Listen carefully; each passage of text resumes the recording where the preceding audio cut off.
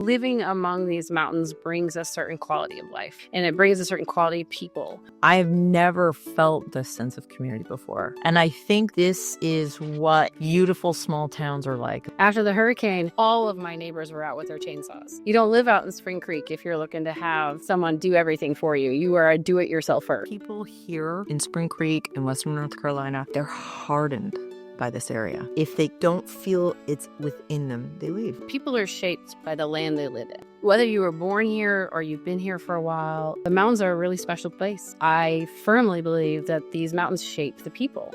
This is WNC Heartbeat. This is our very first episode, right, Anna? Yes. So join us as we celebrate like the people and places that have made these mountains of Western North Carolina a living, breathing community. So my name is Allie. I just moved to Western North Carolina a few years ago, and I live in Spring Creek, and that's where I met Anna. Yeah, and I have lived in Spring Creek for a long time, not quite 20 years, but I moved to Asheville in around 2003, and I've lived all over the Asheville area, but I definitely live in Spring Creek right now, and that's how we met each other. And then you were right after Hurricane Helene. Yes. Community Center. Yes, I remember I wrote this in our blog, our very first blog. I wrote it in our very first blog that I think the first time I saw you, you were huddled in the corner of the gym, typing on your computer with your twins running around. And I was like, I don't know. And it's because like so many folks in our area, we kind of fled for it when the water started to rise. And thankfully in Spring Creek, it was the creek that rose, not the French Broad. So there was no real danger, but we had to quickly get out of our rental. And we were living in a place for a couple months where there was no cell service, no internet. So in order to get any work done, I would go out of the community center. And I probably spent like 8 hours a day there with my children. There was no school because everything was canceled. And that's kind of where I met all the moms. It's like I didn't even know this community of people, women, like lovely individuals existed. And when I first moved to Spring Creek, I'm kind of getting off base here, but when I first moved to Spring Creek, I moved here thinking like it's really rural, small town. Like I don't need friends. I just want to live my life and be private and not do anything. And now I like keep getting invited to committees. I just got invited to another one. I wrote Q&A. Like I was like, he's here all the time. So yeah, no, I'm so involved with. I've become so involved with everything, and you were one of the ones who invited me to the board of the Spring Creek Community Center. So yeah, it's been quite a ride. And before we dive in, because I know like I can't stop talking right now because I'm so excited, and I'm sure you're the same. Before we dive in, for any of you guys listening out there or watching, the best way you can support our very brand new channel is to hit the subscribe button, share us with a friend. If you're listening to us just audio, like follow our channel. Western North Carolina is a really magical place. And we want as many people as possible, not just locals, to hear the stories that makes this community really special. So, yeah, give us a follow. Yeah. So, like, who we are, right? Like, why are you and I sitting on the computer doing this together? Well, Allie and I have become really good friends since the hurricane happened last year. We experienced something extraordinary together that brought our community together.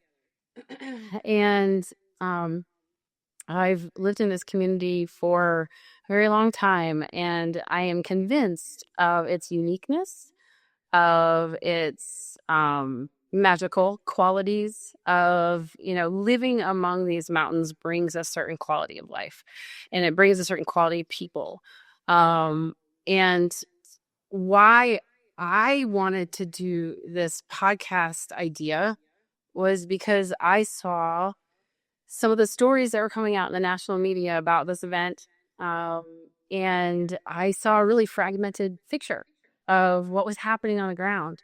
How living, breathing the day by day, minute by minute experience made me realize that there were so many stories to be told.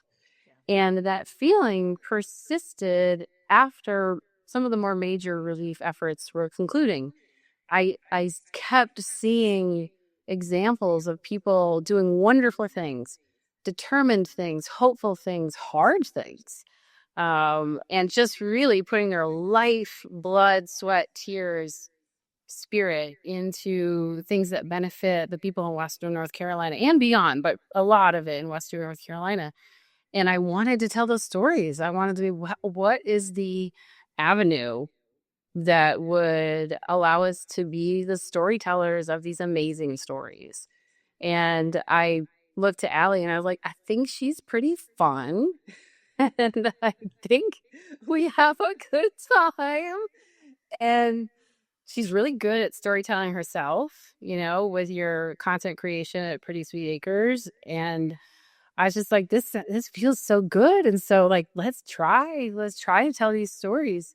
I've been connected to radio off and on for years and always thought it was really cool and fun, and listening to people have conversations, like a window into people's thought processes, has always fascinated me. So, I've been a yoga therapist, a yoga teacher, mom. I've been teaching in many capacities for a long time. And part of teaching is telling the right story to get the concept through to the people that you're trying to relay something to. And so I feel in some ways I've been storytelling for a really long time. Um, and this just seemed like a really wonderful place to do it. And Western North Carolina has really great news outlets. It has a lot of things, but it doesn't. I feel like we're filling a niche where we can tell awesome stories and help people see the spark within others that they are giving to the world, and then find that within themselves, making the world, um, you know, making the world a great place to be, one effort, one story, one purpose at a time, if that makes sense. Totally. And it's funny, you made the comment the other day that you and I seem to be everything we do right now, both in the projects we overlap on and our own projects, everything seems to be storytelling. Like, you mentioned my content. You guys might know me from Pretty Sweet Acres. I started that platform a couple of years ago when I moved here, and it kind of exploded. I'm the lady who runs with her goats. I don't know if yours. I do animal rescue. It's all very close. Run with the goats. It's all like, oh, I have surprise chickens and I lost my goats and then I found them, and all, rescuing cats and all that kind of stuff. And I developed this form of capturing what was happening around me and editing it in a way, because I really, really thought what I was doing was like, it touched a part of my soul I didn't know existed. I didn't know I loved animals. And so I wanted to share that love. I mean, I knew I liked them. Animals are cute, but I didn't know I loved them. And you love To- them. I do. I want to weep. You know what I mean? Like, and I wanted to share that. And so I started to go down the rabbit hole of like CapCut editing and storytelling and sharing. And then after I met you, you got me involved in the Spring Creek Community Center social media. And I'm like, I can help you guys. You guys do these really awesome Facebook posts and stuff. But you haven't incorporated. You have so much to talk about. And it's this little community, this little township with so many stories. Like, can I help? You got me on board with that, which has been great. We started both working on the Appalachian Memory Project, which is much more about preserving the historical stories, if you will, people who grew up here, like generations of families that grew up here. Or, we just worked on the Rebuild Hot Springs book that came out, which was the stories about the hurricane.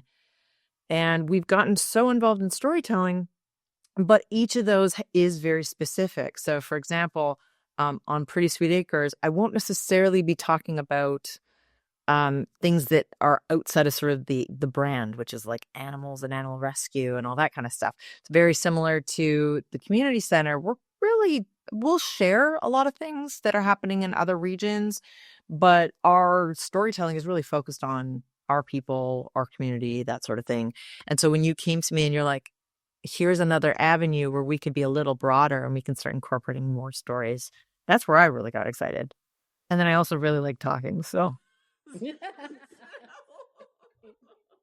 So yeah, we don't have troubles filling the minutes. Like no, that's not.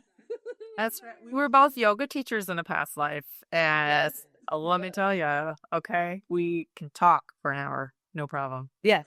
Yeah, we have that skill. It's in the neurology, right? Yeah. Yes, exactly right. So Anna, do you want to sort of, you did talk about like sharing our why for this project.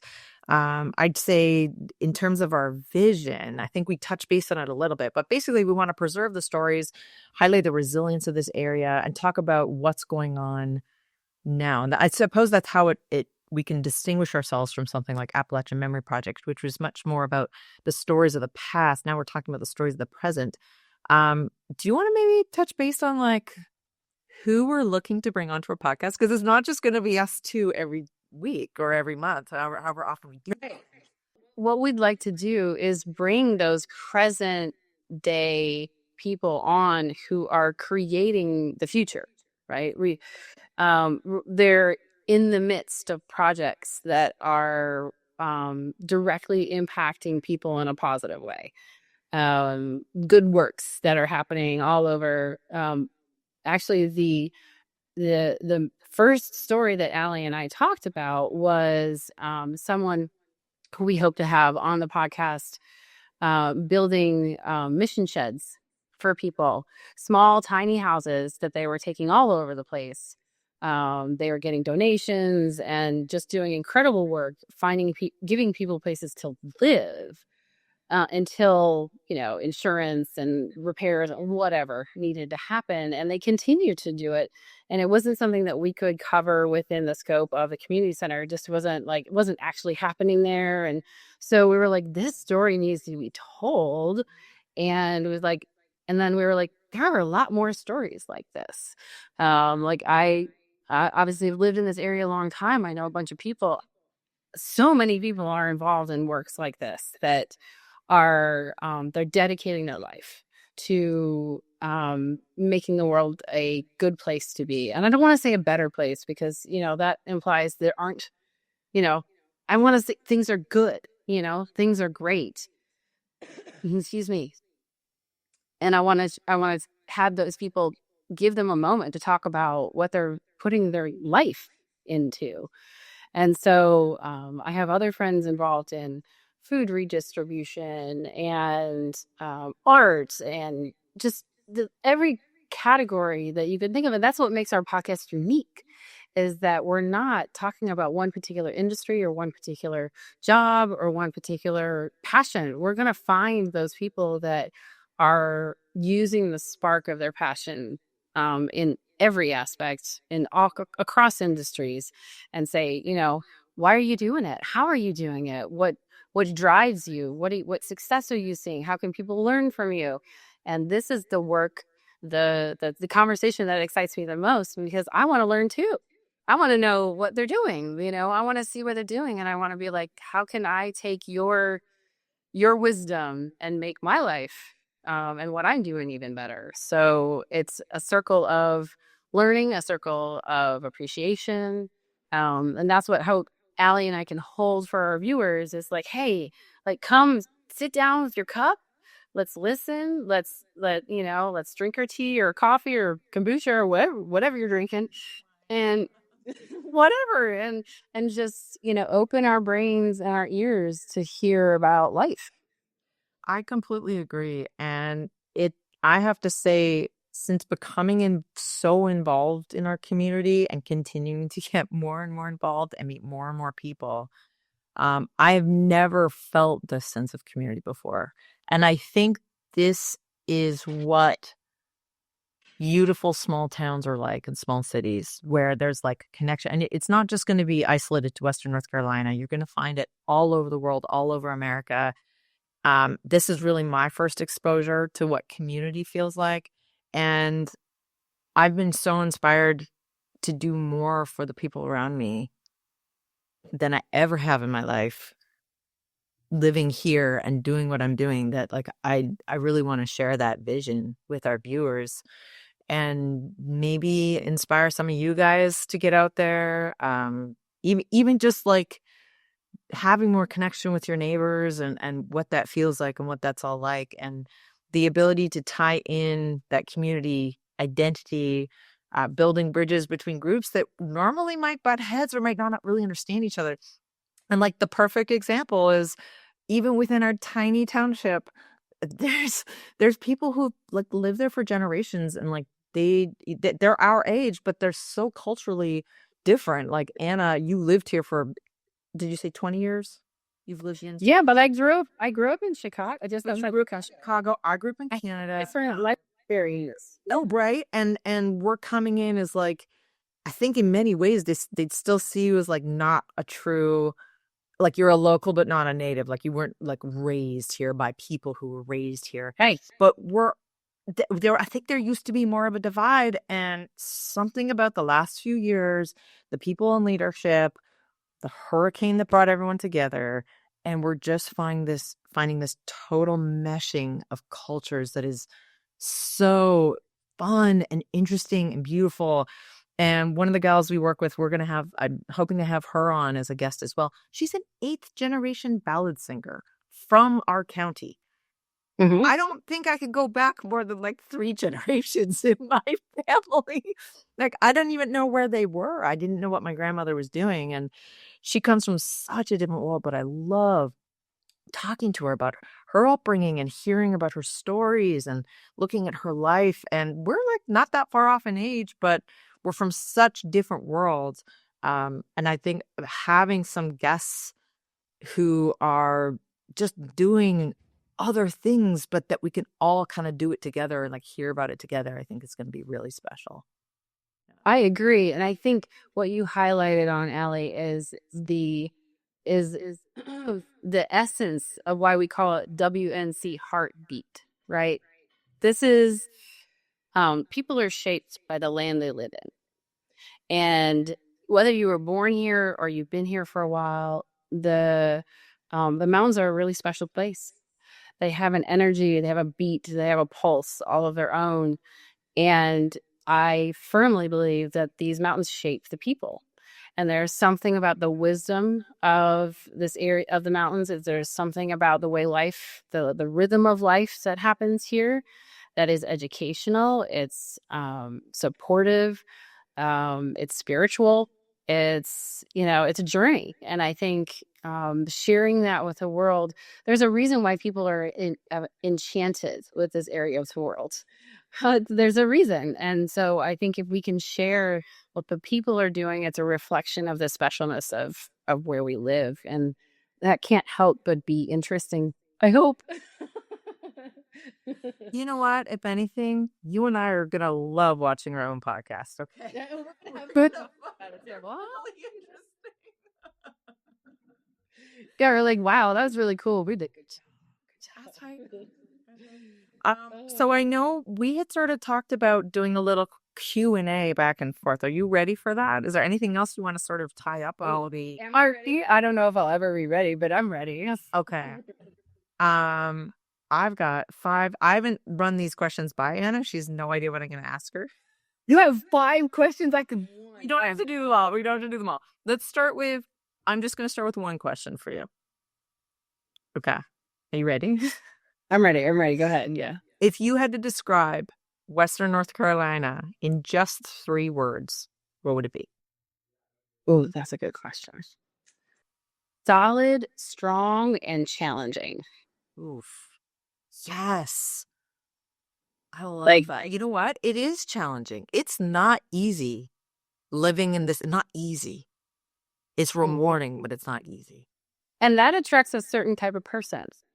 Like someone who's looking for life to be dynamic and adventurous is going to be more attracted to living in this area than someone who isn't. And there's no wrong or right with the way you choose to live your life in that aspect, but it's going to call a certain type of person. Like after the hurricane, I remember we live on the top of a mountain. I remember going out and being like, well, we can't go this way, we can't go that way because trees are down everywhere. And within 24 to 48 hours, all of my neighbors were out with their chainsaws, all of them, including us, and being like, okay, what do we need to cut down? What do we need to pull down? How do we need to do it? And like it was in the first few days out of recovery after hurricane, it was the neighbors who did everything. And I just was so amazed by what we could accomplish all together. But that's the essence of what I'm talking about, is it calls a certain type of person. You don't live out in Spring Creek if you're looking to have someone do everything for you. You are a do-it-yourselfer. There's these people, the people here in Spring Creek in Western North Carolina, they're hardened by this area. And if they don't feel it's within them, they leave. And I've seen that out as well. And even my minivan with me and my 2 children in it got stuck on Doggett during a snowstorm because we were trying to get home. My husband did come and rescue us, but while he was on his way, you won't believe everyone stopped who was trying to come up that hill behind me. And they said, we can get the volunteer fighters. We can get anyone you need. I said, don't worry, my husband's coming. And then I had people find me, seek me out to make sure I was okay after we had already gotten home. I mean, right. Neighbors truly caring about neighbors here. Yeah. Yes. And that's amazing, right? That's awesome. Yeah. Okay. Are you ready for my question? Yes. Okay.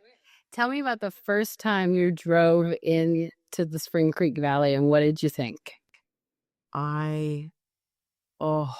So if you guys have never been on 209, Highway 209 entering Spring Creek, and I'm very specifically talking about from the direction of Waynesville heading towards Hot Springs, you round a corner and you are in the flats. And that was the memory that really stood out to me. And my husband had been through there before. And actually, this is a story for another day, but we had bought property for me sight unseen. He and his dad were like, this is where we need to live. And I was up for the adventure. So I hadn't even seen it yet. And wow. Yeah. So I'd seen the region. I'd been to Waynesville and Marshall, but I hadn't seen really Spring Creek or this area yet, or the land. And when we turned that corner, I was like, whoa. And I felt chills because it feels like God's valley. Like it's just the mountains, it's like a cradle. It's like the mountains just hug this road and there's hardly anyone around and there's little farms everywhere. And I remember it was actually, we had just run from another hurricane because we used to live in Florida. So we'd run from another hurricane. So we were staying in North Carolina for a few weeks, just renting a place. And so the weather was perfect. Like the leaves were just starting to change. It was fall is such a magical time here. Yeah. My gosh. If you guys have never been to this area and you have any opportunity, come when the leaves are changing because it's still warm and it's so beautiful. Right. There's a reason we call it leaf season because people love to come up during this time. The weather is like 70s and sunny and a little breezy, and you need a coat at night, but not too much. It's like perfect sleeping weather. We have amazing places to stay, in Madison County, and it's worth it. It's definitely worth it. So I can relate to your feeling, Allie, like thinking about, driving home, listening to the frogs, peep at night, and they make this little chirping sound, seeing the deer on the road, running across the road, or the bears that like to eat my birdseed, like. By the way, only in North Carolina, not only in North Carolina, but caught me. She just sent a shout out to all the moms being like, if any of you could bring your dogs to come pee on my driveway, we need to keep this bear away. Yes, we had a very curious bear. And I was like, hey, and we used to have a beautiful German Shepherd, and he passed a while ago. And so we noticed over the last couple of years that we'd have more and more wildlife, And this year we had a very curious bear, a little too curious. He was breaking my bird feeders and, I have a little girl, and I was like, buddy, I don't want you like right around the house. Like, I'm in your world, but please don't, come in my house. And so I called Allie and I was like, can you just come have your dog pee on the driveway a little bit? And guess what? He hasn't been back since. He has not been back since. So maybe it's a combination of factors, but like it just definitely like he didn't come back. And so like maybe it worked. But that's what neighbors do for each other. You need a power washer? You need my dogs to pee on your driveway? Like, come on, like we're trying to use natural deterrents here, like make sure we know we're living in bear country and, we're being good stewards of the land. And, it's a very low risk deterrent option. That's right. That's right. Well, listen, we don't have to do all 5 questions a day. Why don't we plan? I love the idea. And, maybe you viewers can let us know if there's, depending what platform you are, if there's any ability to comment. But let us know if you like the idea of us just asking like one spontaneous question each to each other at the end of the episode. Yes, please submit your questions. Like that would be amazing. We'll ask you. We'll try to ask you. We'll pull it out of a hat so nobody knows what question they're asking. Yeah, that's right. Oh yeah, you guys can submit them too. That's a great idea. Yeah, Anna, do you want to go over gratitudes for anyone out there listening? Just how we're gratitude. I do want to put a shout out to my husband Joe and my daughter Amelia. I wouldn't be doing this without them. They are so supportive and loving and encouraging. I told my daughter this morning on the way to school, I was like, Mommy's gonna be on TV. She's like, oh, can I watch Mommy on TV? So she's like super excited, how little kids get. But without them and the connection to family that I have because of them, I'm not sure the idea ever would have really fully come to fruition. So I want to give them some huge credit for helping me develop and learn as a human being. Being a mom is amazing. It's one of the most amazing journeys of life that I can connect with. And, I also want to give props to Hatch Co-working in downtown Asheville. That's where I'm actually broadcasting from today. And love it. Love it here. It's a great place to work. And those are my gratitudes for being on the board of Spring Creek Community Center. I really have seen such amazing examples of just being together and being together for a common purpose and working together so well, even through differences of opinion or whatever.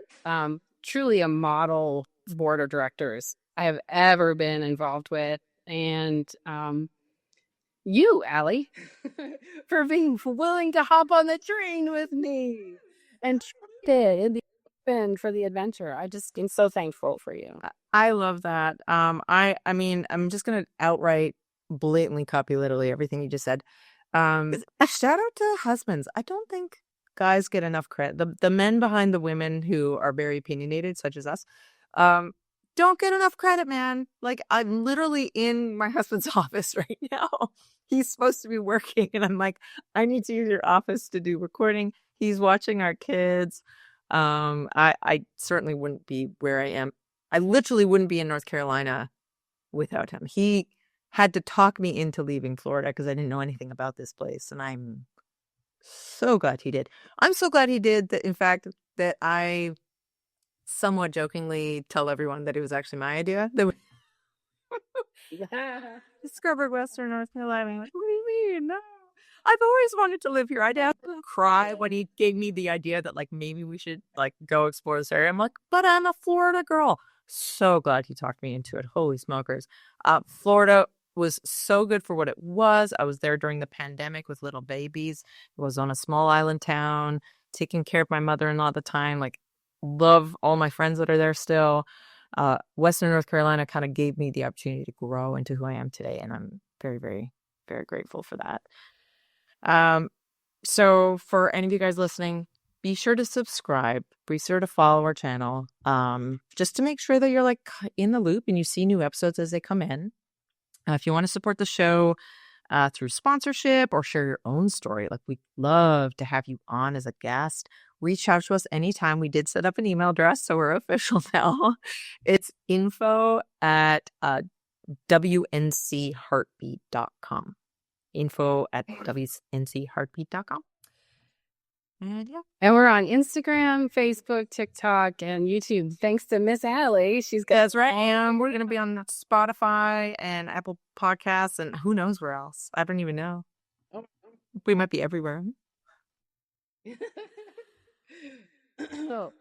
And, we want to hear from you. Tell us what you think. Tell us, if there's anyone you think we should talk to. Let us know. We've got WNCHeartbeat.com. You can send us a message, and we'd love to hear your thoughts. And we're just excited to start this journey. It's pretty awesome. Pretty awesome. All right. Bye, guys.